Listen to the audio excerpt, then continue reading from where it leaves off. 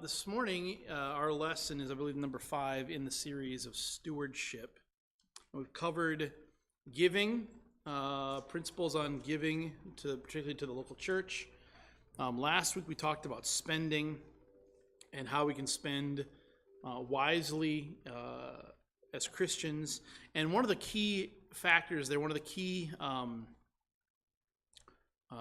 perspectives there was essentially choosing a lifestyle that your spending will be able to fit into instead of letting your spending determine your lifestyle. Because as we looked at last week, some of those choices that we make, the decisions we make about where we live, what we do, and all kinds of things have a larger impacts upon our spending habits. Well, this morning, we're going to look at the third of the three-legged stool, third leg, when it comes to our finances, which is saving. It's called The Economics of Tomorrow, I believe is the title on your outline, The Economics of Tomorrow. And this has to do with, well, really, what we do with our money today and how that impacts tomorrow. So, I'll start with a couple of perspectives and definitions. First of all, how would you describe debt? How would we describe debt? Noah, how would you describe debt? Something you owe someone else, okay. What are some descriptions of debt? Or like, how you'd explain what debt is, or put it in context. So Noah said it's owing someone else something. Stephanie? Borrowing what you don't have so that you can get something that you want. Okay. All right. Anybody else? Those are both good answers, by the way. One that I thought was helpful is this. Debt is paying in the future for what I want today. Just a very simple way of paying later, getting now, the idea of debt. I'm in the debt for the thing that I have today. So, contrast to that, let's talk about savings. Savings, how would we describe savings? What are some ways in which we describe savings?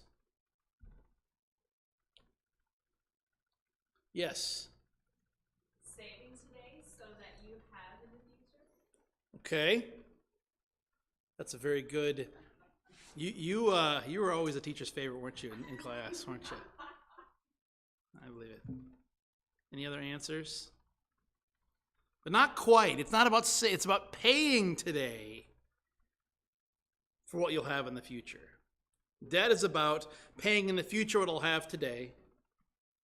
Savings is about paying today for what you'll have in the future. That's I think a perspective, again, an easy way to describe those two things. Now, and as it turns out, we serve a God who has a lot to say about the future. So whether we are in debt or saving, whether we go into debt or we accumulate savings for the future that is to come, we serve a God who has a lot to say about the future, and ultimately we serve a God who is sovereign over the future. So, letter C there, God is sovereign in the future.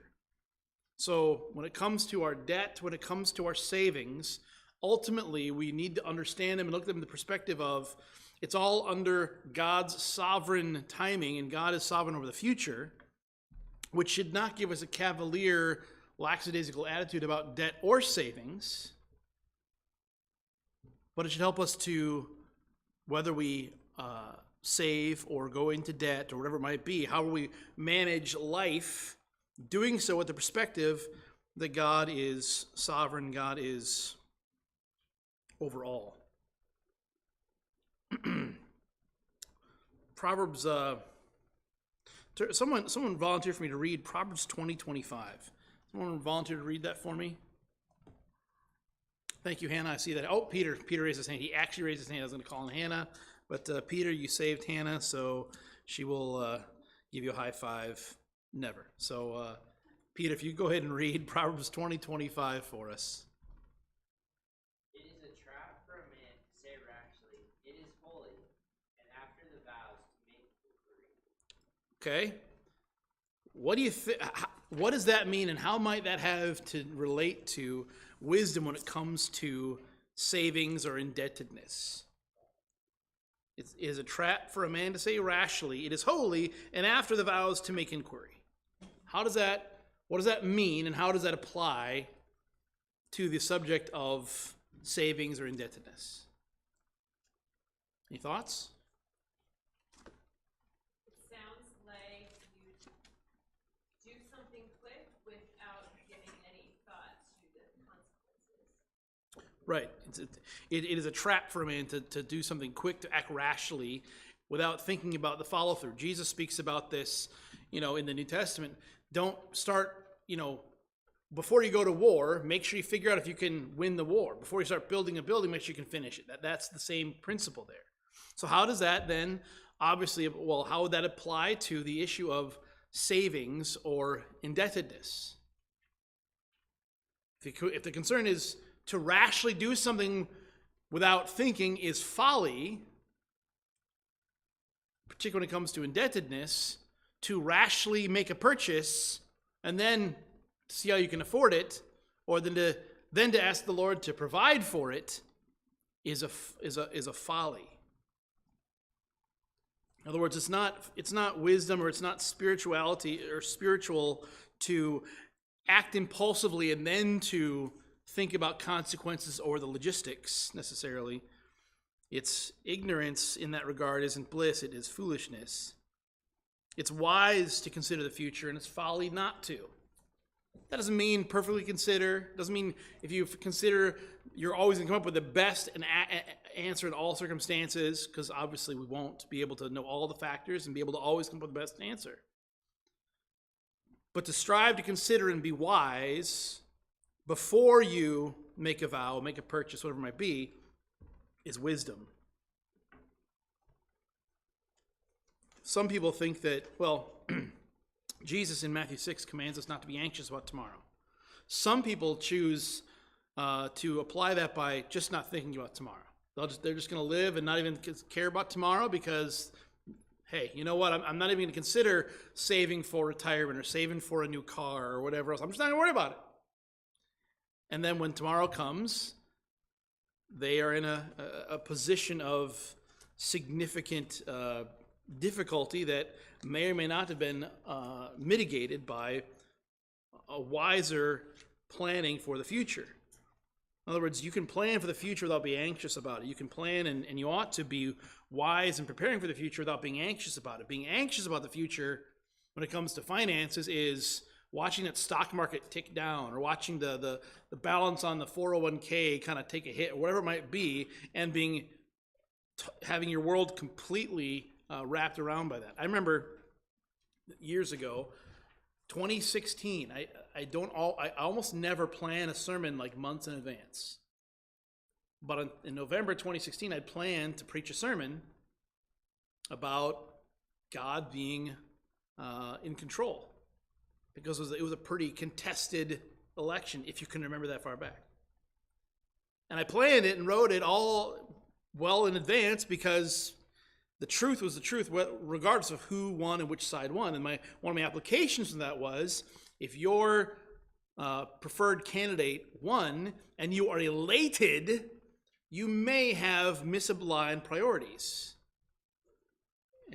and you may be looking for the right thing or the wrong things in the future. And if you are devastated, it may be the same thing. In other words, we have to be careful about how we respond to, engage our own security, our own contentedness based upon those factors that are generally outside of our control, which is including elections and economic markets and those things.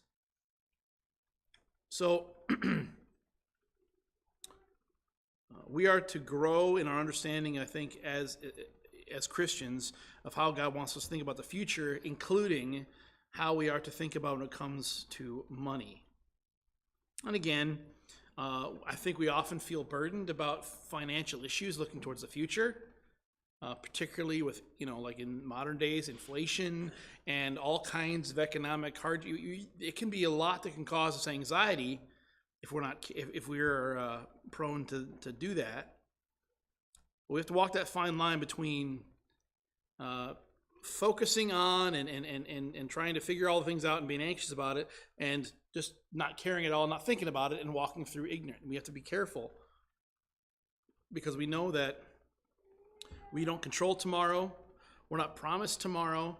And all we can do is the best we have with what God has given us today, and trust him that he will be faithful to take care of us, whatever comes to pass.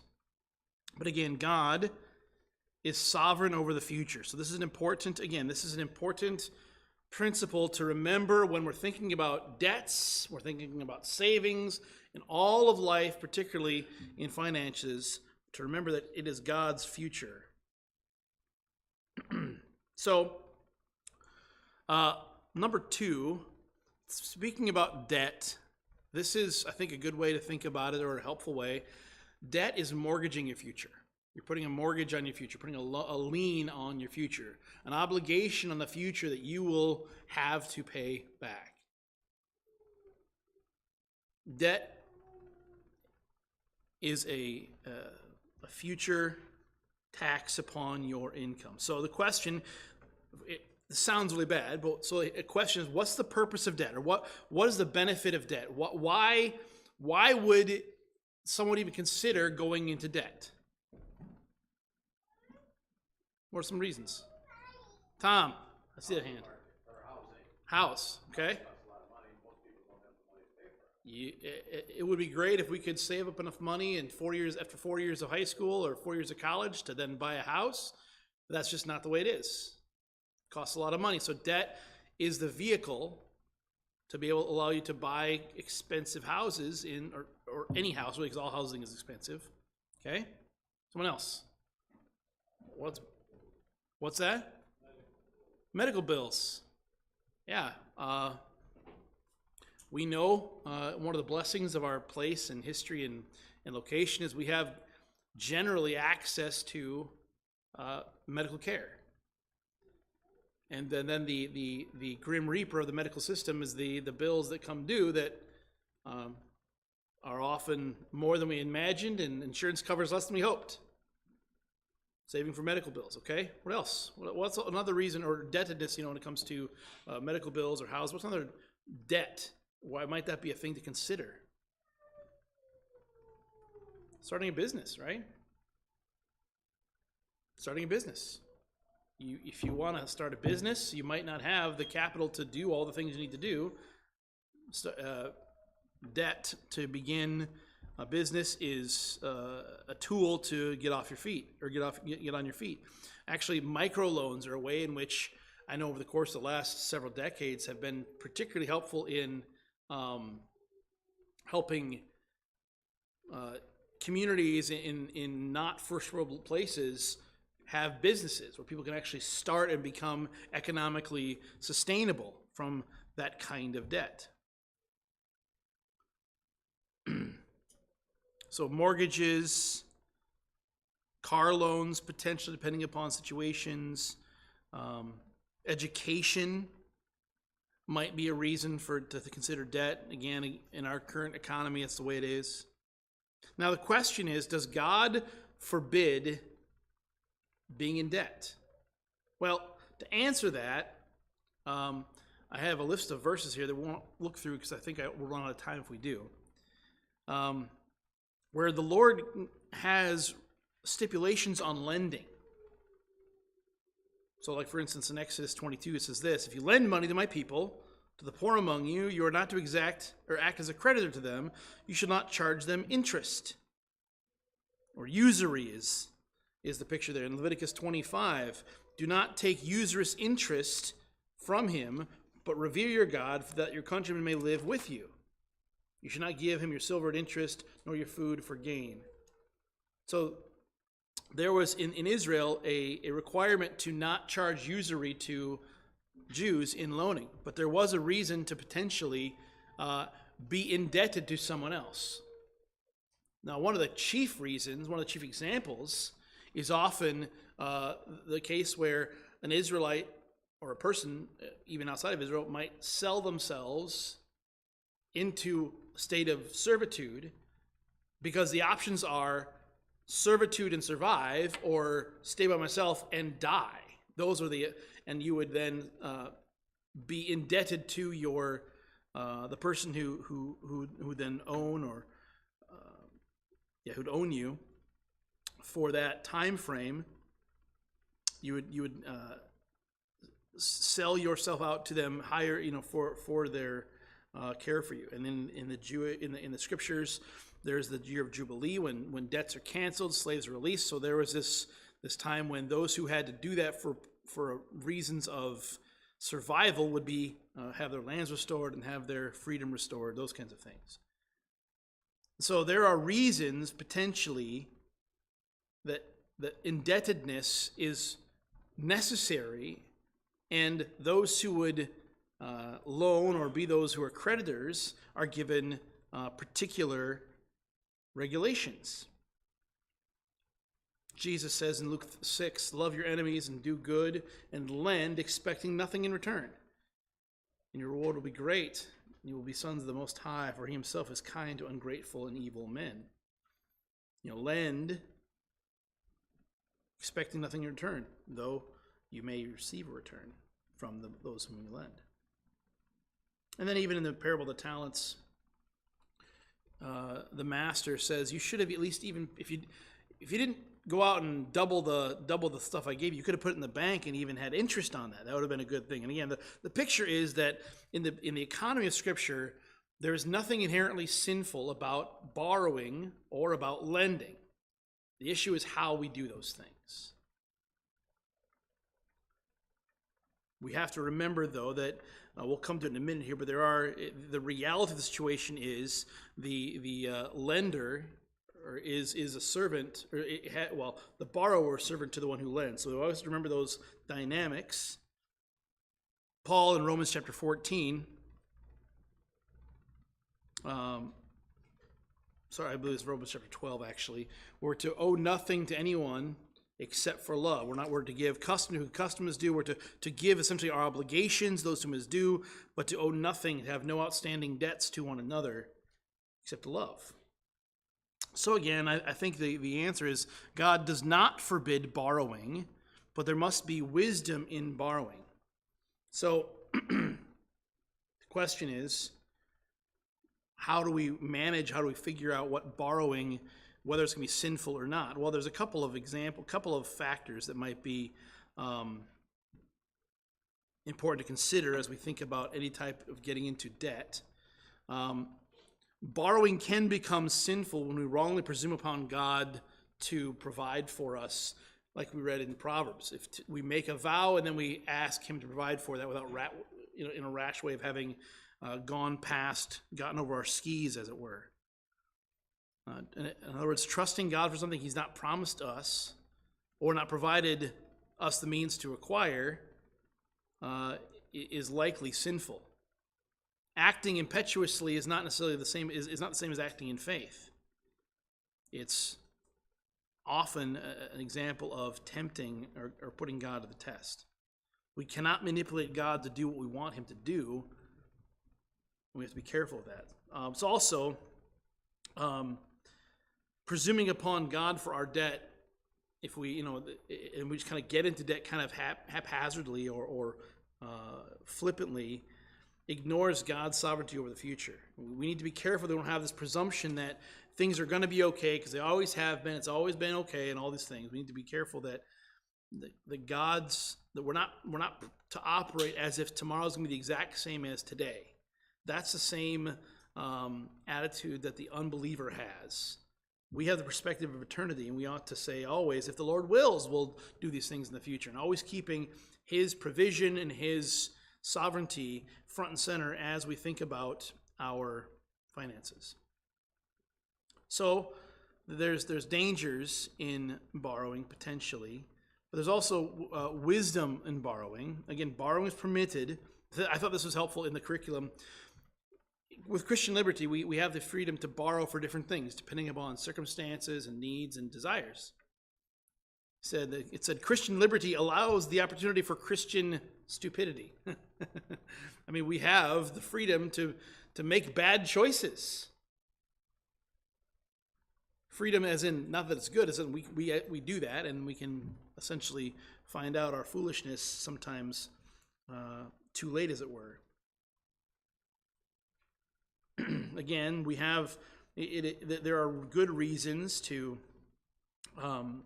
think of borrowing, whether it's for a house, depending upon the situation, for a vehicle, borrowing for business costs.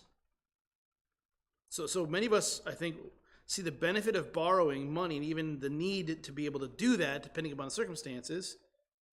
But then again, if we ask how many of us like having debts, nobody likes having debts. The benefit of borrowing is good. The having of the debt is not the best thing. Again, because the rich rules over the poor and the borrower becomes servant to lender. Again, although borrowing isn't always sin, it's always a form of servitude. The classic parent line is, when you're living under my roof, you follow my rules. And depending upon the place, that can actually be the bank's roof for quite a long time, until it becomes your roof. But ultimately, the person it's their property on loan with the collateral of the house if you pay back the loan. And remember that paying back loans is a matter of honoring the Lord. It's a matter of righteous behavior. Furthermore, the inability to pay back loans, particularly in the Old Testament, was a sign of God's judgment upon the nation. In other words, if they did not follow the commands of God, instead of being the head and instead of being the kind of the leader in the region, the people that would be Israel would be those who would borrow and not lend. They would be servants to those around them, subjugated.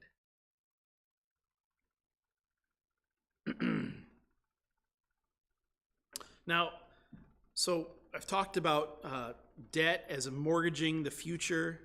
Talked about it's wise to consider going into debt depending on what circumstances we have, and that there is an obligation to repay the debts that are there, that we have an obligation to owe, to give what is due to whoever is owed.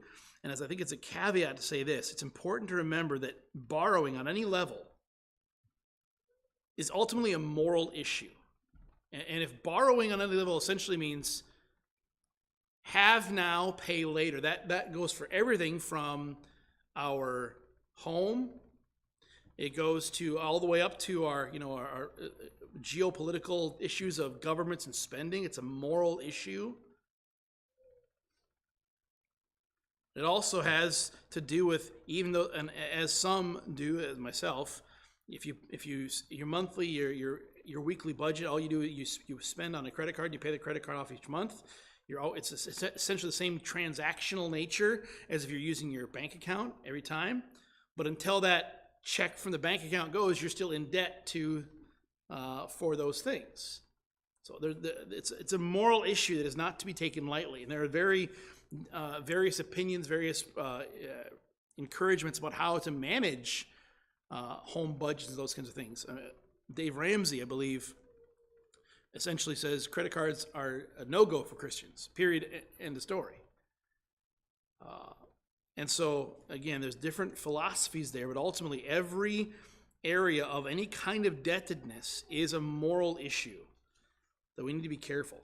Again, because any of our debt puts a mortgage on our future. It limits our financial flexibility and the options we have down the road to be able to honor God with our money and our time and all things.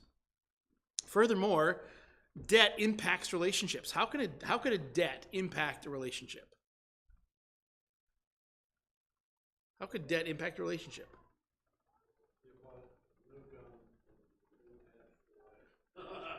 Who would do such a thing? I appreciate that completely fictionalized story there, Lon. That's great.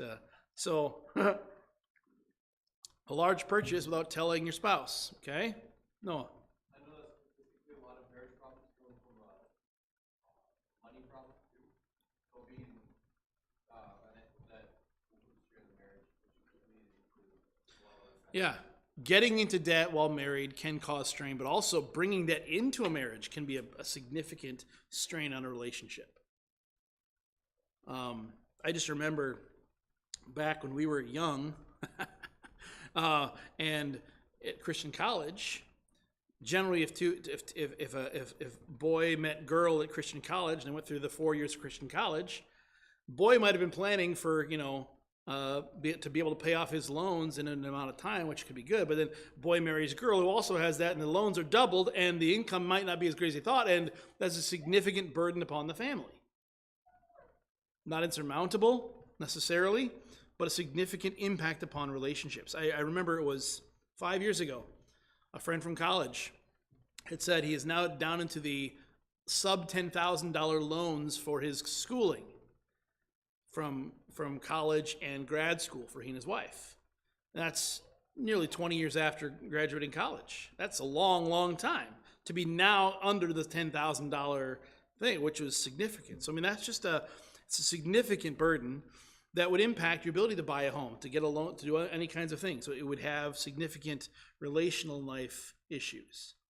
So again, debt is not something to take in lightly, but it's also not something to view as like a pox, that you can never have anything to do with it because, again, there's wisdom in debt.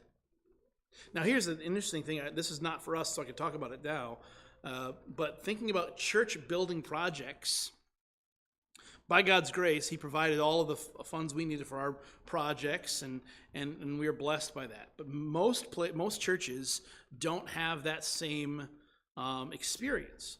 And the question arises often is, what do we do? Do we save until we can buy the building, build the building, whatever it might be? Do we do a campaign? Do we do a loan? What do we do? And one of the things that I remember looking at with numbers with different pastors years ago was there is a significant, and I think rightly intended aversion from churches to have any kind of debt because we don't want to be serving anybody. But I was looking at numbers for a couple different churches, and churches that say like did a building project and they had a loan for some of it, a portion of it. When you factor in all of the things with increasing costs and all those things, by the time the church brought in the money to pay for the building, it would have been 5 years later, and the costs have already gone up 20%, so they wouldn't have even had enough at that time. So there's sometimes wisdom in even making those kinds of decisions, whether it's individual or churches, whatever, because of the changing nature of economics. And so again, whether it's individual, whether it's as a business, whether it's as a church congregation, debt is never something to enter into lightly, but it's not necessarily sinful, wrong, or foolish in and of itself. It has to be done with careful planning, trusting in the Lord, and in walking in faith. So, what about making decisions about borrowing? Again, this is, what are some of the decisions that we need to go into it? Again, this is the big philosophical questions that we talked about already. The first question is, do I need it, and why do I need it? That great question of wants versus needs. And needs can vary from person to person, stage in life to stage in life. Do I need it to fulfill the lifestyle that I've chosen to honor God, or is it to fulfill a need that I have to honor me in my lifestyle? That's a good question. Is my decision to do this, to buy this car, to buy this house, to whatever it might be, is to fulfill a need I have in a lifestyle, or is it to that honors God, that is, or to make me look good? And the curriculum, one of the examples was to make all I think they actually had the word babes in there to buy the right car, to have the babes look at you. That's okay. If that's your reason for buying the car you're buying, you probably need to reprioritize and not borrow the money for that. That's not a good reason to do that. So essentially examine your heart to see what's driving your spending decision to go into debt. Secondly, obviously, the question is, can you afford it? Now, I love this. Saturday Night Live is not generally a good show to watch. There's a skit from Steve Martin back a long time ago, and if you look up Steve Martin, Saturday Night Live debt or spending, it's a skit where he and his wife are like, "Oh, we're just we don't have any money to do this, or what's going on? We're having financial problems. And the guy says, I have this book. I can help you get out of debt. And it's basically, don't spend more than you have, or don't spend more than you make. And he says, it's really one chapter long. It's only one page long. Just don't, if you don't have the money, don't buy it. And it was a funny, humorous 5-minute skit. But ultimately, the question is, can you afford to buy the thing that you want to buy? Now, indebtedness means even looking long term. Can I afford it? And some of the things like to consider in buying those things are more than just the purchase price. Like whether it's houses or cars, what are some other factors about affordability that you ought to, as a wise person, consider before signing your name on that loan? What are some other than the price of the sticker price of the car or the sticker price of the house? What are some other things that you ought to consider before saying, yes, I can afford that loan? And that's a good debt to get into. What are some things to consider? Tom? I think one of the most important things for kids is when you come out of college or when you go out to work, how much money do you make? Yeah. It's all about how much money you make. We're all in a different place. Yep. Always all in a different Yep. place. But you have to look at your money coming in. What's your income? You have to say, this is what I have. Yep. What do I have to have? Yeah. And then start subtracting down from that number. And if you have a spouse, then there's two numbers to put together.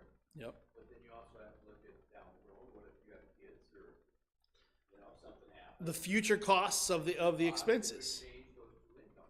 What are some expenses that you ought to consider when it comes to, like, for instance, buying a house? What are some things that aren't on when you buy the house, you're not necessarily paying for that, at least it's not the sticker price of the house? Stephanie? Maintaining all of the yard Okay. and the appliances. Maintenance. Okay. Nancy? Insurance, utilities, taxes. And we know a few things about utilities, insurance, taxes. They just go up. And so if you plan for those things, or like with a car, you have license, registration, you have insurance, you have sales tax on the car, you have gas, you have planning for big repairs. Even if it's a new car, you have planning for small repairs or maintenance, like oil changes and tire rotations, those things that, I mean, you have all these other things in the cost category that if this loan for this house's car, it really maxes out your budget, and you haven't considered taxes, insurance, maintenance, whatever it might be, you are going to be in a significant world of hurt. And so then that would mean, well, then I can't afford it. That comes back to the point of, how much do I have that I can spend on this? And that means I can't afford it. But you get to that answer not by looking at the sticker price and looking at my bank account today. You have to take it all into a lot more into account. And so it's the issue of affordability is more than just the sticker price. That's why everything is, well, if it's $19.99, it's going to be more than $20 because of tax. Well, of course we know that, because that's whether you're buying a 99-cent thing at the Quick Trip or whatever else, it's going to be more than 99 cents. Same thing applies with cars and houses. There's a lot more that goes into that. I remember when we were looking at houses in town here, when we were moving to town, and my wife loved these older houses with character. That's what it was, character. And I said, the houses are great, but every time you say character, that adds like $200 or $300 a month just in maintenance. That's what I'm saying, just to kind of keep it, either maintenance or in like draftiness or whatever else. It adds to the cost. And so those are things, again, now I might have been wrong on those things, on those exact numbers. But the issue is there's always this cost that you don't see that's not written on the price tag of the thing. So again, consider, can you afford it? And if you can't afford it, how can I bring in more money? Can I get a second job for a time? Can, spouse, if she's not working, can she get a job or a second job if we need this? Is that a possibility? Could I liquidate some assets? Could I sell some things that I have? Could I, whether that's, on Craigslist, at a pawn shop, whatever else it might be, or can I spend less in other areas? Can I give up, getting that luxury that I like every day or 2 days to put that money directly towards something else? Can I buy something less expensive? Those are all issues of, can I afford it? And one of the ways to plan to afford it is to start saving for it before you buy it. To intentionally put aside whatever you think your payment might be months before you start you buy that investment or buy that product. Then you'll see how that impacts your bottom line. Are you able to do that? It's a good way to train. Most don't do that, but that is a good way to plan for the future. So we need to be careful about that kind of, be careful from impetuous spending or borrowing.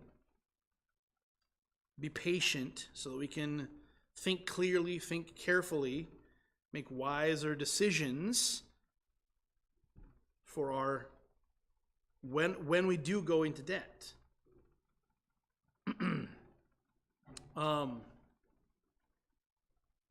Again, also when you have a debt, the question is having the loan and the thing that the loan is for worth the cost of losing that as collateral if I can't pay it, or of just having that extra pressure and stress of having to pay it off? There's always that kind of issue. And there's different kinds of debt. Again, we mentioned it before, but or kind of in passing, but housing and even vehicles at times are different. They're secured types of debt, but the unsecured debt of credit cards that kind of roll when people don't pay it off, it's a crushing debt.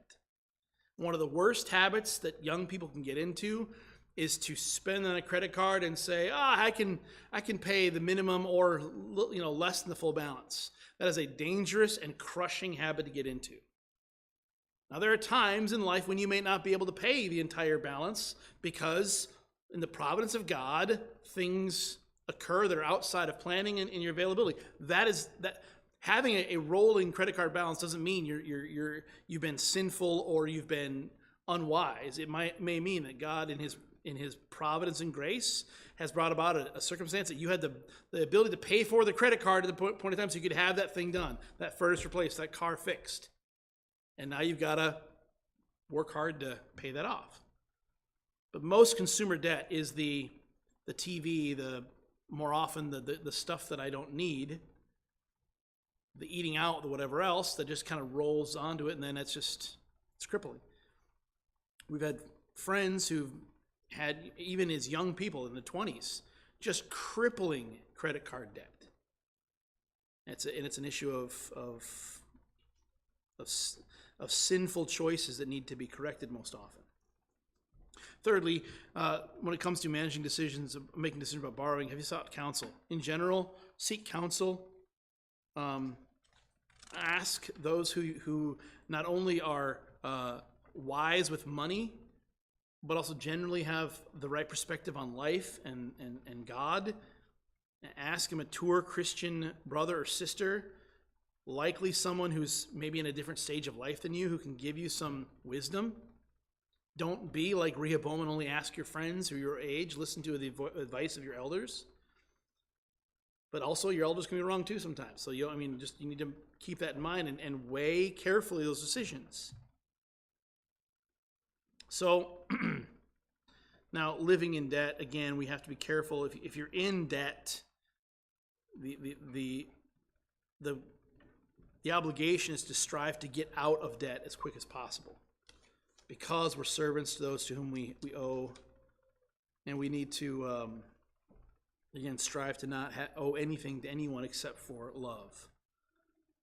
Now, as I want to close out this Sunday school lesson, because I'm not going to get to the last part about saving. I'll see if I can slim that down for next week or do something different. I want to talk about debt, though, and speak, because you're going to know people who are in debt and even have debts they can't afford. I've heard the term house poor back when I was working at my old job, which happens. They buy their house, they can afford, but they realize they didn't consider taxes, insurance, transportation, all the things. They didn't consider all those things, so they own a house, but they have no money to spend. or no money to save. And so that, or credit cards, whatever else, is an opportunity for us, if we're careful and wise and bold, to speak about what is abundantly necessary. In other words, debt and conversations about debt is an opportunity to share the gospel with an unbeliever. How could we use conversations about debt to talk about, to be an open door to talk about the gospel of Jesus Christ? How can we do that? Noah? Where the man paying a lifetime amount of money. Okay. We have Jesus' parable in Matthew 18. Okay. How else might we speak about or use debt, the subject of debt, to as a springboard to talk about the gospel, as an opportunity to speak clearly and maybe to a listening ear about the gospel of Jesus Christ? Stephanie. Our sin debt is unpayable by us, but has been paid by Christ. Which is the exact point of Matthew 18, which is the issue of the servant who owed an unpayable debt was forgiven graciously by his master. The unbelievers have a debt to God. We are essentially, we have a debt that we can't pay. Not we, unbelievers. Unbelievers have a debt they can't pay. That debt can only be paid by God himself. And we have our debt paid in full when we place our faith in Christ. But for Christians too, for believers, debt can be a conversation springboard speaking about faithfulness to Christ as a Christian. We are eternally indebted to God for his mercy to us. Not that we're going to ever pay him back, and to try to pay him back would be an affront to him. But he has purchased us with his blood. You know, Paul says, live in a manner worthy of the calling with which you've been called. In 1 Corinthians chapter 6, you've been bought with a price, therefore glorify God in your body. Peter says, as obedient children, do not be conformed to the former lusts which were yours in your ignorance, but like the Holy One who called you, be holy yourselves in all your behavior, because it's written, you should be holy, for I am holy. If you address the Father as Father, the one who judges impartially according to each one's work, conduct yourselves in fear during the time of your stay on earth. This issue of this obligation to the one who's bought us.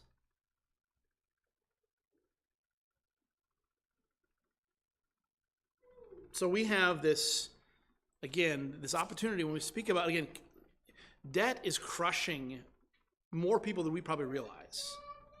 And on the behind the veneer of the well taken care of yard and the nice, clean outside house, there may well be one or two adults in that house who are anxious and stressed out completely because they are in debt, they're over their head, and they don't know what to do. Now, while we don't want to be joking or dismissive of those real world consequences, we can use the opportunity that brings us by saying, you also have another debt you're not even thinking about, that you can't pay, that only Christ has paid. So it's an opportunity again to speak of Christ and to magnify him in the gospel in all circumstances. Well, our time is done. Let me close this in prayer. Heavenly Father, thank you so much for this morning as we talked about debt, indebtedness. Lord, bless our time of fellowship now to follow. And Lord, as those who are coming for our service this morning, give them safety on the road. And Lord, we thank you in Christ's name. Amen.